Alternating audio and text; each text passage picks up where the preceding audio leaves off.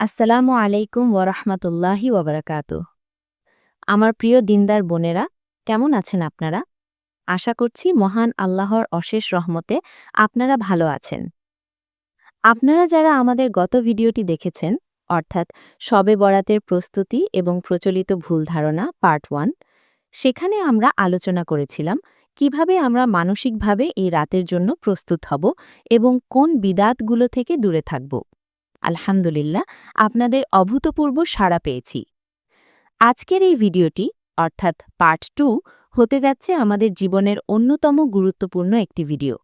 কারণ আজ আমরা জানব এই বরকতময় রজনীতে আসলে আমাদের করণীয় কি, ঠিক কোন আমলগুলো করলে আল্লাহ সুবহানাহু ওয়া তাআলা আমাদের উপর সন্তুষ্ট হবেন এবং আমাদের জীবনের গুনাহগুলো মাফ করে দেবেন। অনেকেই আমাকে প্রশ্ন করেছেন, আপু, শুনেছি এই রাতে 100 রাকাত নামাজ পড়তে হয়, নির্দিষ্ট সূরা দিয়ে নামাজ পড়তে হয়, এগুলো কি ঠিক? আবার অনেকে পিরিয়ড বা হাইজ অবস্থায় মন খারাপ করে বসে থাকেন যে তারা বোধহয় এই রাতের বরকত থেকে বঞ্চিত হলেন। বোন আমার, দুশ্চিন্তা করবেন না। আজকের এই 25-30 মিনিটের আলোচনায় আমরা কুরআন ও সহি হাদিসের আলোকে এবং হানাফি মাযহাবের নির্ভরযোগ্য ফতোয়া অনুযায়ী একটি পূর্ণাঙ্গ গাইডলাইন বা রুটিন তৈরি করব ইনশাআল্লাহ। তাই খাতা কলম নিয়ে বসে পড়ুন, অথবা ভিডিওটি মনোযোগ দিয়ে শেষ পর্যন্ত দেখুন।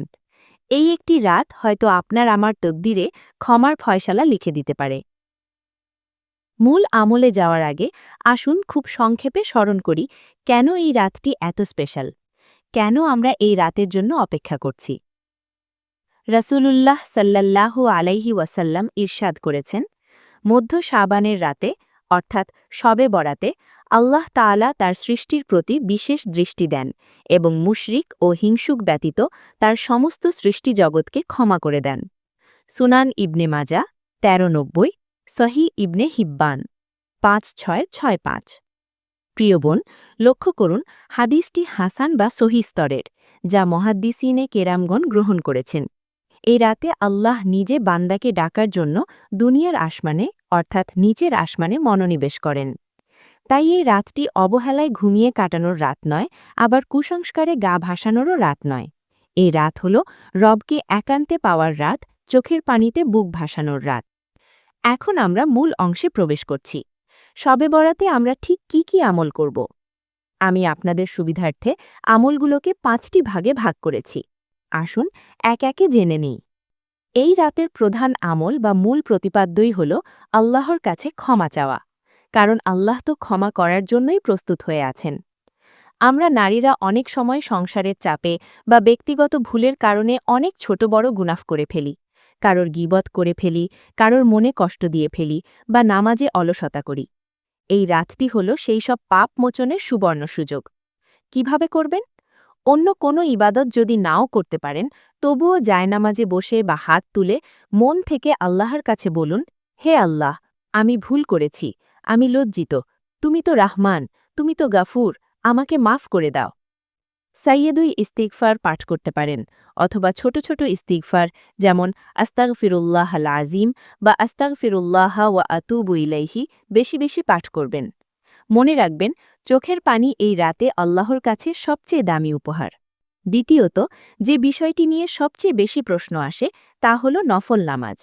বোনেরা, খুব ভালো করে লক্ষ্য করুন, শবে বরাতের জন্য নির্দিষ্ট কোনো নামাজের পদ্ধতি, নির্দিষ্ট কোনো রাকাত সংখ্যা বা নির্দিষ্ট কোনো সূরা পড়ার নিয়ম শরিয়াতে নেই।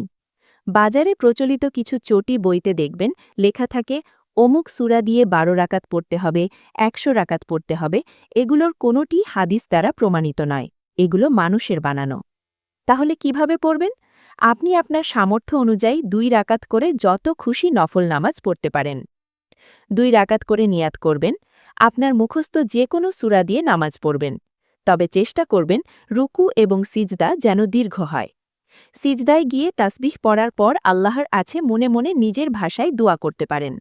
হানাফি মাযহাবে নফল নামাজের সিজদায় আরবি ভাষায় অন্য ভাষায় দোয়া করা মাকরুহ, তাই নামাজের পর দোয়া করাই উত্তম। তবে সিজদায় তাসবিহ বাড়িয়ে দিন। দীর্ঘ সময় দাঁড়িয়ে তেলাওয়াত করা বা দীর্ঘ সময় সিজদায় পড়ে থাকা এই রাতের অন্যতম সৌন্দর্য। সংখ্যার দিকে নজর না দিয়ে নামাজের মানের দিকে নজর দিন।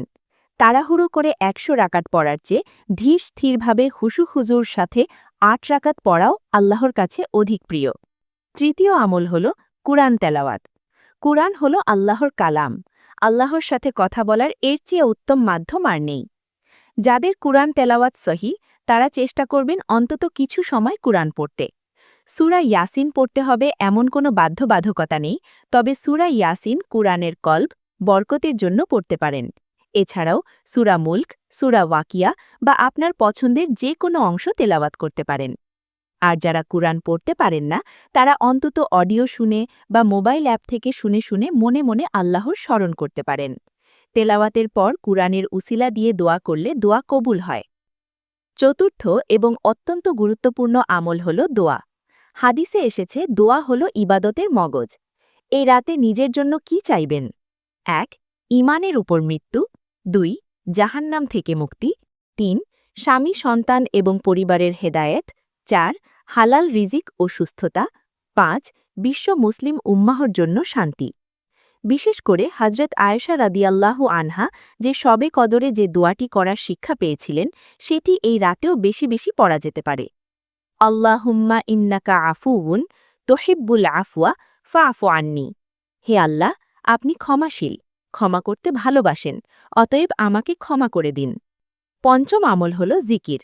যারা নামাজে দীর্ঘ সময় দাঁড়াতে পারেন না বা ক্লান্ত বোধ করেন, তারা বসে বসে জিকির করুন।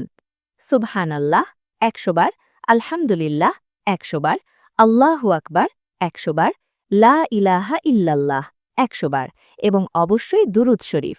হযরত মুহাম্মদ সাল্লাল্লাহু আলাইহি ওয়াসাল্লামের উপর দুরূদ পাঠ করলে আল্লাহ আপনার উপর ১০টি রহমত বর্ষণ করবেন। প্রিয় বোন, আমলের পাশাপাশি আমাদের জানতে হবে কি কি কাজ আমরা এই রাতে ইবাদত মনে করি কিন্তু আসলে ইবাদত নয়। ১. নির্দিষ্ট সালাতুল আলফিয়া বা হাজারি নামাজ। এটি প্রমাণিত নয়। নিজেদের কষ্ট দিয়ে এমন কোনো ইবাদত করবেন না যা রাসূল সাল্লাল্লাহু আলাইহি ওয়াসাল্লাম দেখাননি। ২. হালুয়া রুটি ও আতশবাজি। শবে বরাত মানেই হালুয়া রুটি খাওয়া বা বিতরণ করা নয়, এটি একটি সাংস্কৃতিক রেওয়াজ হতে পারে, কিন্তু একে ইবাদত বা সাওয়াবের কাজ মনে করা বিদাত। আর আতশবাজি ফোটানো তো স্পষ্ট অপচয় এবং অন-ইসলামিক কাজ। ৩. গোসল করা আবশ্যিক মনে করা। অনেকে মনে করেন আসরের সময় বিশেষ গোসল করতে হয়, এর কোনো ভিত্তি নেই। স্বাভাবিক অজুর মাধ্যমেই ইবাদত শুরু করবেন। আমরা যেন সাওয়াব কামাতে গিয়ে গুনাহের বোঝা ভারী না করি, আল্লাহ আমাদের হেফাজত করুন। এখন আমি আমার সেই বোনদের জন্য বলবো যারা বিভিন্ন ওজরের কারণে হয়তো মন খারাপ করছেন। ১. মাসিক বা হায়েজ অবস্থায় করণীয়। অনেক বোন আমাকে মেসেজ করেন যে আপু, শবে বরাতে আমার পিরিয়ড চলছে, আমি কি কিছুই করতে পারবো না? বোন আমার, আল্লাহ তাআলাই আপনাকে এই প্রাকৃতিক নিয়ম দিয়েছেন। আপনি নামাজ এবং কুরআন স্পর্শ করা বাদে বাকি সব করতে পারবেন। আপনি অজু করে জায়নামাজে বসে দীর্ঘ সময় তাসবিহ পাঠ করুন। প্রচুর পরিমাণে ইস্তিগফার করুন। হাত তুলে আল্লাহর কাছে প্রাণ খুলে দোয়া করুন। ইউটিউব বা মোবাইলে কুরআন তেলাওয়াত শুনুন।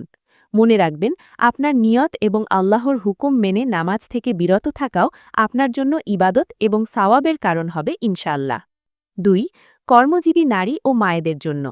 যারা ছোট বাচ্চা সামলান বা সারাদিন অফিস বা ঘরের কাজ করে ক্লান্ত, তারা সাধ্যমতো এশার নামাজ জামাতে বা আউয়াল ওয়াক্তে অথবা ফজরের নামাজ সঠিক সময়ে পড়ার প্রতিজ্ঞা করুন। কারণ হাদিসে আছে যে এশা ও ফজর জামাতে পুরুষরা বা সঠিক সময়ে আদায় করে, সে সারা রাত ইবাদতের সওয়াব পায়। বাচ্চাকে দুধ খাওয়ানোর সময়, ঘুম পাড়ানোর সময় মুখে জিকির জারি রাখুন। আল্লাহ আপনার ক্লান্তি এবং নিয়ত দেখছেন। ৩. ধারাবাহিকতা। এক রাত ইবাদত করে বাকি বছর সব ছেড়ে দেবেন না।